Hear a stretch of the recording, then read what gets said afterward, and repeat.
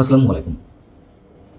শেখ হাসিনা নতুন করে রয়টার্সকে দেওয়া সাক্ষাৎকারে তার ফিরে আসা এবং আত্মসমর্পণের বিষয়ে যে বক্তব্য দিয়েছেন, যে ঘোষণাটি দিলেন, সেই এক ঘোষণাতেই এখন দেখা যাচ্ছে যে চূড়ান্তভাবেই নড়ে চড়ে বসেছে রাষ্ট্র, সরকার, আওয়ামী বিরোধী রাজনৈতিক দলগুলো, একই সঙ্গে কথিত বিপ্লবের নায়কেরা। তারা আত্মসমর্পণের আগেই যেন অনেকের ব্যাঘ্র গর্জন থামিয়ে দিয়েছেন। সরাসরি কেউ কোনো কথা বলছেন না, কথা বলছেন ঘুরিয়ে পেঁচিয়ে। অনেকের মধ্যে ভয়, আতঙ্ক, চাপা উত্তেজনা চারিদিকে একটা। কারণ কি? তাদের কথা একটু তুলে ধরবো আপনাদের সামনে, কে কি বলছেন, কেন এত ভয়। তবে তার আগে সরকারের তথ্য অধিদপ্তর থেকে শেখ হাসিনার বক্তব্যকে ঘিরে একটি বিজ্ঞপ্তি দেওয়া হয়েছে গণমাধ্যমে। নিশ্চয়ই আপনারা সেটি দেখেছেন। 2024 সালের 5 ডিসেম্বর আন্তর্জাতিক মানবতা বিরোধী অপরাধের ট্রাইব্যুনাল সাবেক প্রধানমন্ত্রী শেখ হাসিনার বক্তব্য প্রচারে একটা নিষেধাজ্ঞা দিয়েছিল। সেটিকে মনে করিয়ে দিয়ে তথ্য অধিদপ্তর সবার উদ্দেশ্যে বলছে যে সেই নিষেধাজ্ঞা থাকা অবস্থায় দেশের আইন শৃঙ্খলা রক্ষার স্বার্থে এবং আদালতের নির্দেশনার প্রতি সম্মান জানিয়ে পলাতক শেখ হাসিনার কোনো ভাষণ, বিবৃতি, বক্তব্য সরাসরি কিংবা ধারণকৃত অবস্থায় কোনো গণমাধ্যমে প্রচার বা প্রকাশ করতে বিশেষভাবে অনুরোধ করা হচ্ছে। এই যে গণমাধ্যম বলতে কি বোঝানো হয়েছে? টেলিভিশন, রেডিও, পত্রিকা, নিউজ পোর্টাল, সামাজিক যোগাযোগ মাধ্যম। এর আগে এনডিটিভিতে যখন শেখ হাসিনা এই ঘোষণাটি দিয়েছিলেন, সেখানে আত্মসমর্পণের কথা বলেননি, যদিও বলেছেন যে ডিসেম্বরের মধ্যে দেশে ফিরে আসবেন। তারপরই আমরা দেখলাম যে প্রধানমন্ত্রী তথ্য বিষয়ক উপদেষ্টা ডাক্তার জাহিদুর রহমান তিনি একই কথা বলছিলেন, তার বক্তব্য প্রচারের নিষেধাজ্ঞার কথা মনে করিয়ে দিচ্ছিলেন।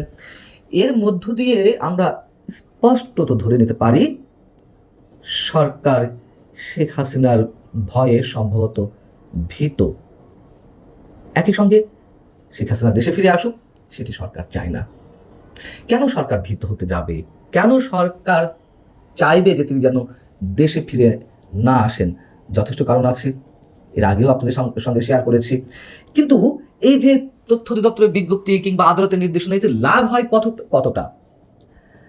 ঠিক আজকের যিনি প্রধানমন্ত্রী, তিনি যখন লন্ডনে নির্বাসিত ছিলেন, তৎকালীন আওয়ামী সরকারও তার বক্তব্য নিষিদ্ধ করেছিল গণমাধ্যমে।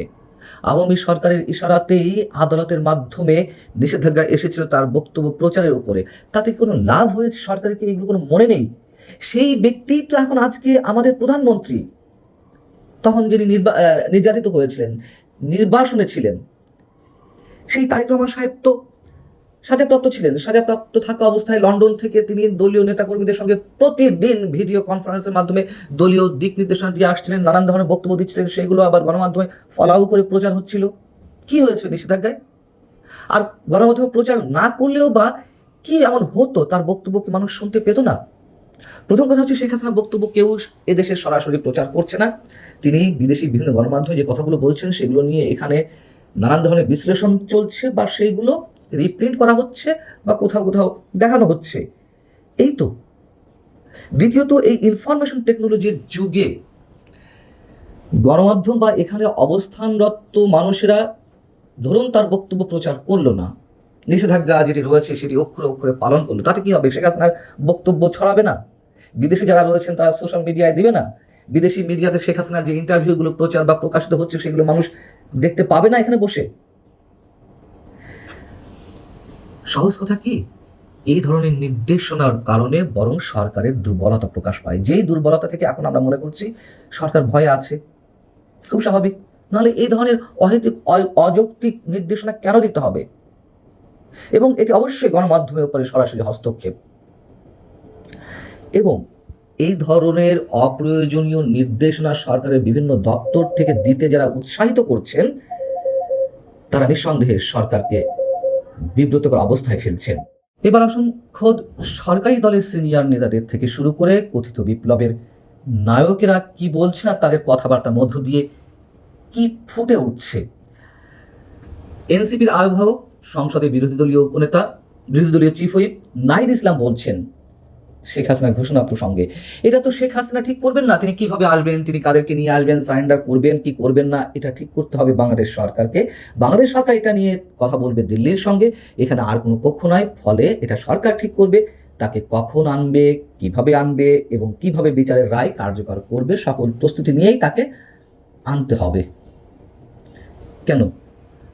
শেখ হাসিনা আসামি, তো সাজাপ্রাপ্ত আসামি। একজন আসামি আত্মসমর্পণ যদি নিজের ইচ্ছায় করতে চান তো সমস্যা কি? আর তিনি তো এদেশে রাজনীতি করেছেন, এদেশে সরকার পরিচালনা করেছেন একাধিকবার, তিনি তো দেশে ফিরে আসতেই পারেন। তার মানে স্পষ্ট একটা ভয় অনেকের মনে কাজ করছে। এখানে তো কোনো প্রত্যর্পণ চুক্তির বিষয় থাকে না। এর আগেও বলেছি আমি যে ভারত সরকারের সঙ্গে আলোচনা করতে হবে। কেন? আর তারা ভালো করেই জানে ওই প্রক্রিয়া আনতে গেলে ভারত সরকার কখনো অনুমতি দিবে না বা চাইবে না যেভাবে তারা আনতে চাইছে। আনতে তো চাইছে না, এটা সবচেয়ে বড় বাস্তবতা। জামায়াত ইসলামীর সেক্রেটারি জেনারেল মিয়া গুলাম পরোয়ার বিবিসিকে বলছেন যে ক্ষমতাচ্যুত শেখ হাসিনার বক্তব্যের পেছনে একটা অন্তর্নিহিত রহস্য এবং ষড়যন্ত্র যেমন থাকতে পারে, সেখানে দেশের অভ্যন্তরীণ রাজনীতিরও কেউ কেউ এই ষড়যন্ত্রের অংশ হতে পারে। কেন ষড়যন্ত্রের গন্ধ খুঁজে পাওয়া হচ্ছে? নাকি ভয়টাই বিশেষ করে তাদের ভেতরে গেঁথে বসেছে? রাজনৈতিক হিসাব নিকাশ তো অবশ্যই রয়েছে, সবসময় বলে আসছি। শেখ হাসিনা নিশ্চয়ই নানান ধরনের যোগাযোগ এবং তার নিশ্চয় অনেক ধরনের পরিকল্পনা থেকেই তিনি দেশে ফিরে আসছেন এবং সবচেয়ে বড় কথা তিনি মামলা ফেস করার সাহস দেখাচ্ছেন। বিএনপির ভাইস চেয়ারম্যান আসাদুজ্জামান রিপন তিনি বলছেন বাংলাদেশের জনগণ শেখ হাসিনাকে আর কখনোই গ্রহণ করবে না। এই বিষয়ে সবাইকে সতর্ক ও সজাগ থাকতে হবে। শেখ হাসিনা তো বাংলাদেশের জনগণ গ্রহণ করবে এই ঘোষণা দিয়ে আসছেন না, তিনি আসছেন আদালতে আত্মসমর্পণ করতে। আদালত তাকে গ্রহণ করবে কিনা সেটা বলুন। তিনি মামলা ফেস করতে চান। তারা কেন বলছেন না যে শেখ হাসিনাকে ফিরিয়ে আনতে সরকার সব ধরনের উদ্যোগ নেবে, তার কোনো ধরনের পাসপোর্ট নেই, ট্রাভেল পাস ব্যবস্থা করবে সরকার?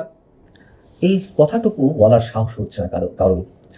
রুহুল কবির রিজভী প্রধানমন্ত্রীর উপদেষ্টা, বিএনপি সিনিয়র যুগ্ম মহাসচিব, তিনি বলছেন বিবিসিকে যে শেখ হাসিনা ও ক্ষমতাচ্যুত আওয়ামী লীগের নেতারা দেশে ফিরবেন কি ফিরবেন না, তারা কি করবেন সেটা তাদের বিষয়, তাদের দলীয় সিদ্ধান্তের বিষয়। ও আচ্ছা, এখানে আর আদালতের কোনো বিষয় নেই, মামলা মোকদ্দমার কোনো বিষয় নেই, 1400 মানুষকে যে হত্যাকাণ্ডের অভিযোগে তাকে অভিযুক্ত করা হচ্ছে সেসব বিষয়ে কোনো কাজ করছে না। এখন তিনি ফিরবেন না বা কি ফিরবেন এটা তার দলের বিষয়। এত নরম সুরে কথা বলার তো কোনো কারণ নেই।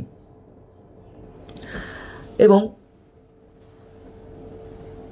এর আগে তথ্যমন্ত্রী থেকে শুরু করে পররাষ্ট্র প্রতিমন্ত্রী শামা ওবায়েদ কি বলেছেন তাও আপনারা জানেন। তার ঘোষণা কিংবা তার বক্তব্য, শেখ হাসিনার বক্তব্য তারা এড়িয়ে গেছেন, এড়িয়ে গিয়ে বলেছেন যে আদালত বুঝবে। আর আদালতকে বুঝতে হলে তো সরকারের উদ্যোগী ভূমিকা নিতে হবে তাকে ফিরিয়ে আনার জন্য। আমরা সেগুলো দেখছি না। বিষয় হচ্ছে যে এগুলো তার শুধু শেখ হাসিনা আর আওয়ামী লীগের বিষয় নয়, তাই না? সাজাপ্রাপ্ত আসামি হিসেবে শেখ হাসিনা অবশ্যই মামলা ফেস করতে পারেন, যে কেউ পারেন। তিনি দেশে রাজনীতি করেছেন, তিনি ফিরে আসবেন। কাউকে কাউকে বলতে শুনছি, অনেক বড় বড় গবেষক, মনে করেন যে মহিউদ্দিন আহমেদ, তিনি রীতিমতো বাংলাদেশে একটি বড় গণমাধ্যমে দিয়ার একটা কলাম লিখে ফেললেন। আসার জন্য এত অস্থির কেন যদি পালালেনি? মানে তিনি দেশ ছেড়েছেন, ওরকম একটি ভয়ঙ্কর পরিস্থিতিতে আত্মরক্ষার্থে অন্য কোথাও চলে গেছেন, ধরে নিলাম পালিয়েছেন, তাই বলে তিনি দেশে ফিরবেন না? এটা কোনো কথা হতে পারে? এই মানুষেরা নাকি আবার গবেষণা করেছেন, তাদের গবেষণার জায়গা থেকে অনেক ধরনের বইও প্রকাশ হয়েছে, সেগুলো মানুষ পড়ে। এখন আমাদের প্রশ্ন জাগে তারা আসলে কোন ধরনের গবেষণা থেকে এই বইগুলো লিখেছেন। ভালো থাকুন সবাই, আল্লাহ হাফিজ।